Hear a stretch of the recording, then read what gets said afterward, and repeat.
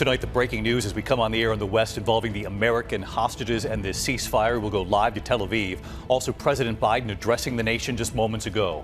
Also tonight, the new extreme fire danger in Southern California, what they're saying as we head into the night. And the news coming in tonight, the airline pilot arrested for alleged DUI at the airport. First tonight, this breakthrough ceasefire deal in the Middle East after 15 months of war. Israel and Hamas agreeing to a deal tonight. Hamas set to release 33 hostages, including some Americans. President Biden tonight saying his team working closely with President-elect Trump's Mideast envoy. Biden saying with one voice. We're live in Tel Aviv. How soon could the hostages be freed? And the families with hope and fear. They don't know which hostages are dead or alive. The deal comes as President Biden addressed the nation tonight just a short time ago, suggesting to Americans history is now in your hands. Also, as we come on the air tonight, the Los Angeles area on high alert for new wildfires. The Palisades fire, 19% contained. And the families tonight trying to find a home, a place to rent. So much need, and now the rent's skyrocketing. The warning tonight about price gouging.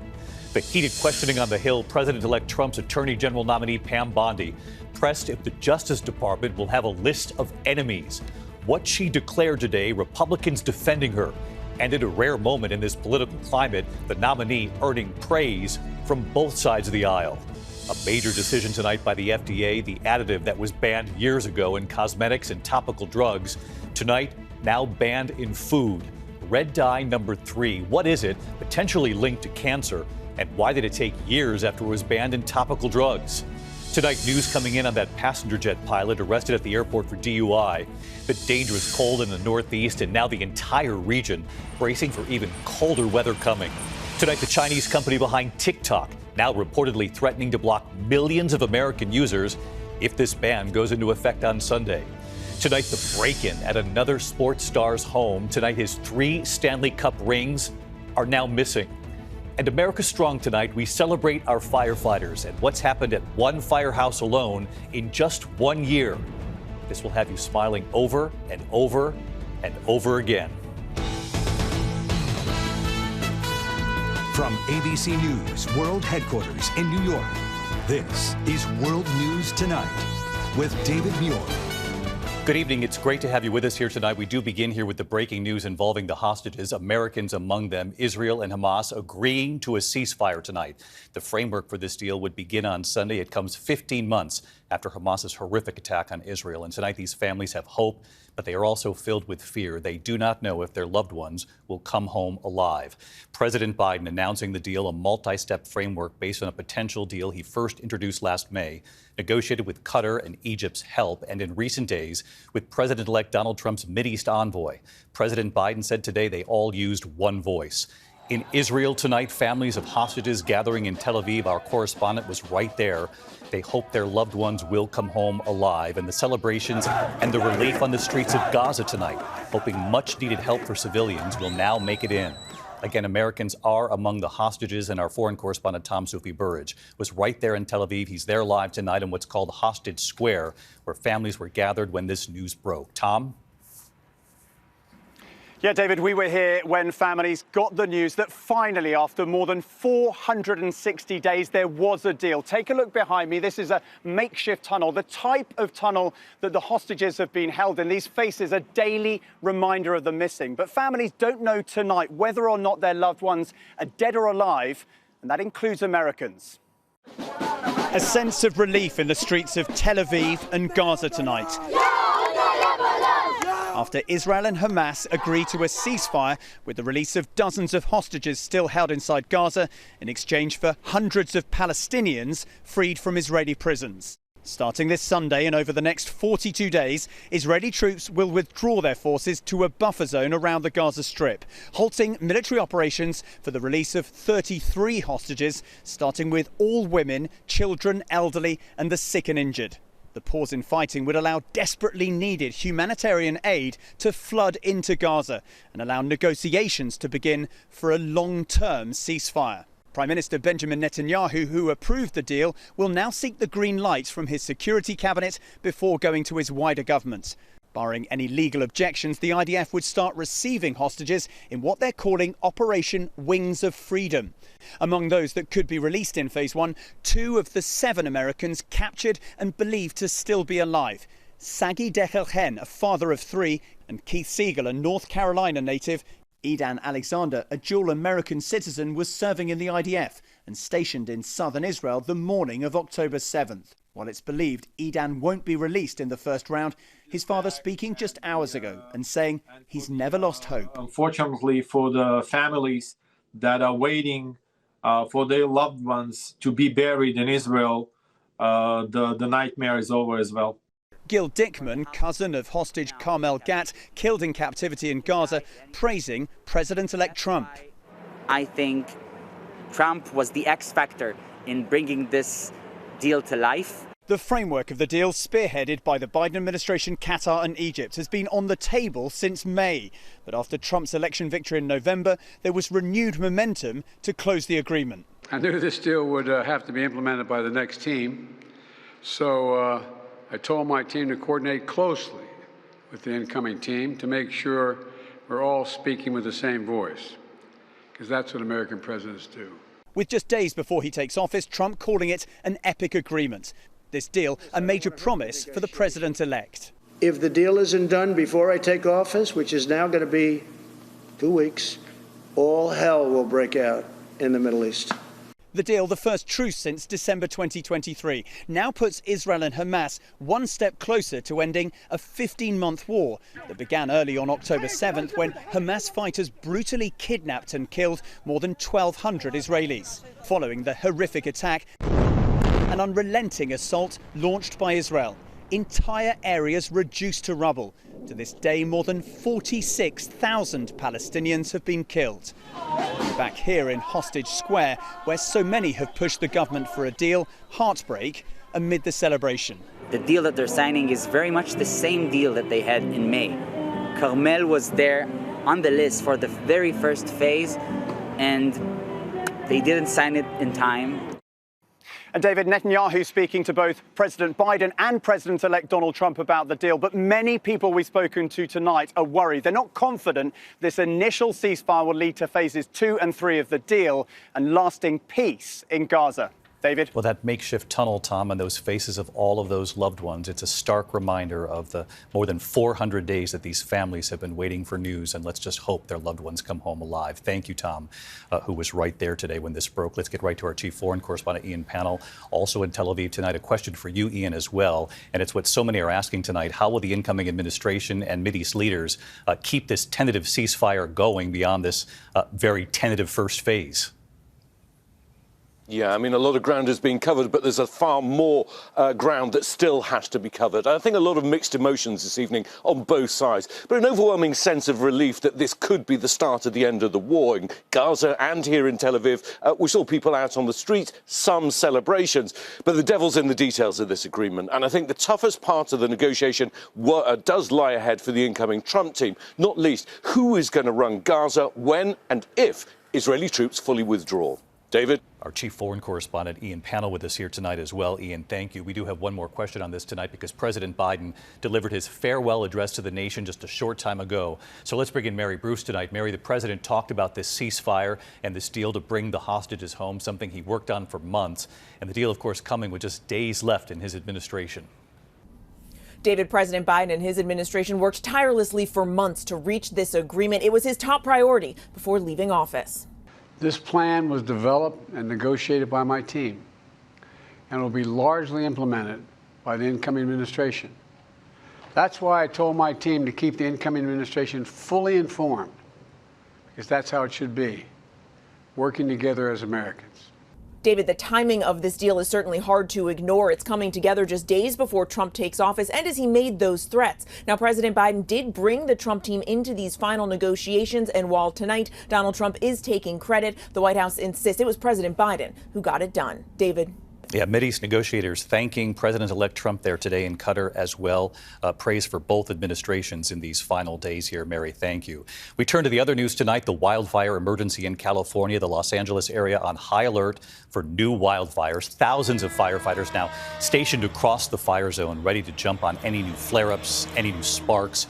And with more than 12,000 homes and structures now gone, the new challenge tonight. Rents are now skyrocketing, with so many families looking to rent a home, to find a home. The crush of need and rents are jumping. Authorities are warning against price gouging tonight, and this evening what they're saying with these winds. Back up and on the scene for us again tonight. Tonight, with that fire danger looming, families in Southern California are shell-shocked and worried a new inferno could break out. They've got everything prepared. You can see the monumental amount of resources. A fire truck here, one tucked in there, another one in that driveway, 5, 6, and on down almost every block as fire trucks here in this canyon. Today we spoke with LA County Fire Chief Anthony Maroney. There is another Santa Ana wind event forecast for next week. Yes. The LA County Fire Department's going to be ready. Across the fire zone, at least 24 still missing tonight. Meanwhile, thousands of displaced families are struggling to find shelter. Rents skyrocketing. My son keeps asking me, when are we going to stop moving? And I don't have an answer for it. After the Eaton fire destroyed her family's Altadena home, Erica Lee telling our Jacqueline Lee she's seen the price gouging firsthand. How quickly are these listings getting taken off the market? I've reached out to a couple places, and a lot of them have already been taken. And one of them that I applied for upped the rent $1,000 an hour after I applied. LA's district attorney demanding it stop. So not only are you going to be looking at criminal penalties, you will be looking at civil penalties. You will be publicly shamed. And today, children whose elementary schools burned down in the Palisades fire welcomed to new ones. We're excited. I'm really thankful for Brentwood opening their doors, and I feel like that's been really helpful. But it's not school that's on their minds, or even the Play-Doh in 9-year-old Charlotte Owens' hands. Her home has smoke damage. I had to spend my birthday under evacuation. My worries of just like my house burning down just gone to my head. Nightmares of no house and all my stuff being gone. My childhood memories might be gone. A struggle for so many, David, and critical fire danger remains through tonight with gusty winds, especially in the mountains and bone-dry conditions. But the good news, the conditions are set to improve through the weekend. But then again, next week, fire officials bracing for another Santa Ana wind event. David. All right, Matt Gutman live in California. Matt, thank you. Now to Capitol Hill tonight, the heated questioning. President-elect Trump's Attorney General nominee Pam Bondi pressed if the Justice Department will have a list of enemies. What she declared, Republicans defending her, and in a rare moment in this political climate, the nominee today earning praise from both sides of the aisle. Here's Rachel Scott. Tonight, Democrats on the Senate Judiciary Committee pressing Attorney General nominee Pam Bondi. Do you swear? On whether she will truly be independent from President-elect Donald Trump. I need to know that you would tell the president no if you're asked to do something that is wrong, illegal, or unconstitutional. Today, Bondi, a former state attorney general from Florida who represented Trump in his first impeachment trial and pushed his false claims of voter fraud in 2020, still refused to say that he lost that election. Are you prepared to say today under oath without reservation that Donald Trump lost the presidential contest to Joe Biden in 2020? Ranking Member Durbin, President Biden is the President of the United States. He was duly sworn in, and he is the President of the United States. Bondi insisting she will be independent and enforce the law fairly. Politics will not play a part. Democrats also asking about FBI Director nominee Kash Patel, who was vowed to go after Trump's foes. I believe that Kash is the right person at this time for this job. You'll have the ability to question Mr. Patel. And I'm questioning you right now about whether you will enforce an enemies list that he announced publicly on television. Oh, Senator, I'm sorry. There will never be an enemies list within the Department of Justice. Bondi's confirmation, all but assured, Republicans singing her praises. The United States of America could only be so fortunate if you were confirmed and to have someone of your caliber, of your intellect, and of your experience running a department that unfortunately has been run into the ground. And over in the Foreign Relations Committee, President-elect Trump's nominee for Secretary of State, Florida Senator Marco Rubio, appearing on a glide path to confirmation. Rubio winning praise from both Republicans and Democrats. Your extensive foreign policy experience and your deep understanding of international relations, I think, makes you a perfect choice for the position. Senator Rubio, the president made a great decision in choosing you. I'm happy to see you there. You're a thought leader in foreign policy. Senator Marco Rubio is on track to be confirmed, and so is Pam Bondi, who promised today to be independent and not engage in political prosecutions. David. Rachel Scott back with us tonight as always. Thank you, Rachel. Tonight, the major move from the FDA banning red dye number 3 from food years after it was banned from cosmetics and topical drugs. Here's Erielle Reshef.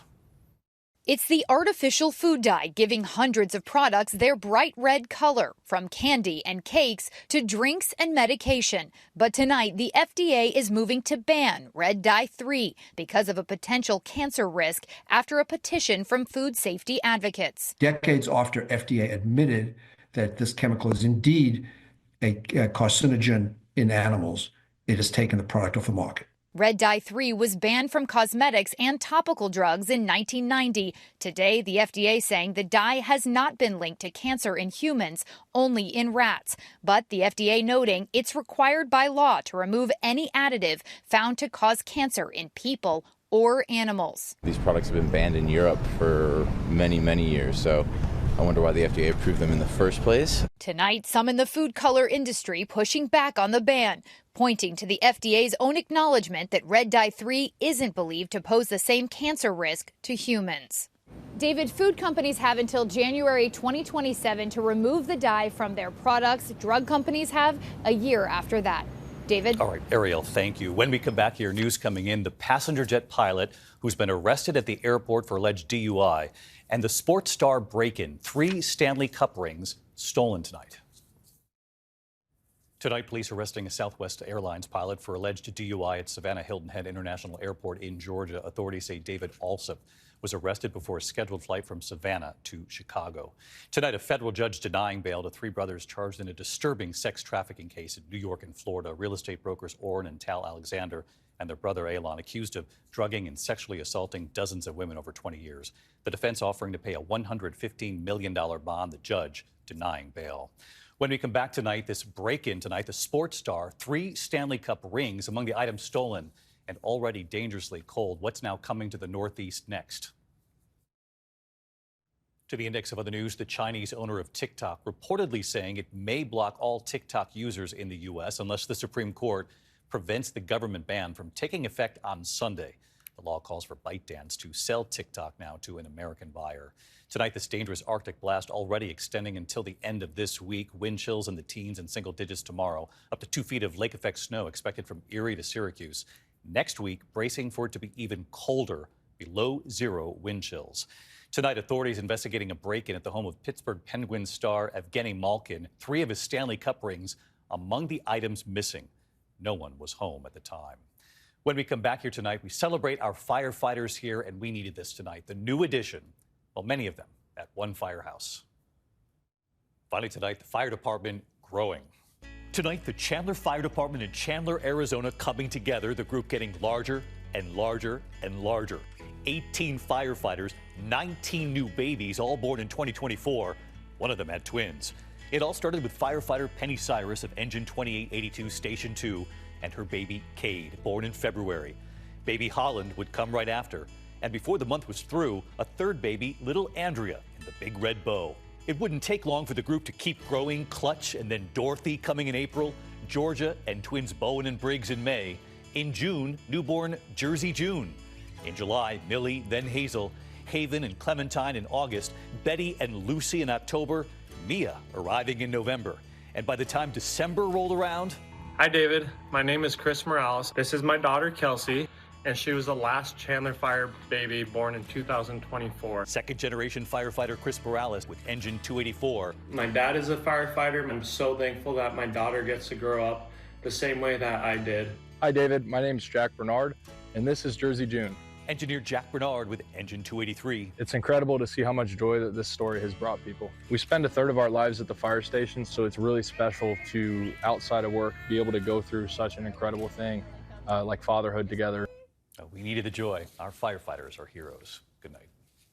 Thank you for making World News Tonight with David Muir America's most watched newscast.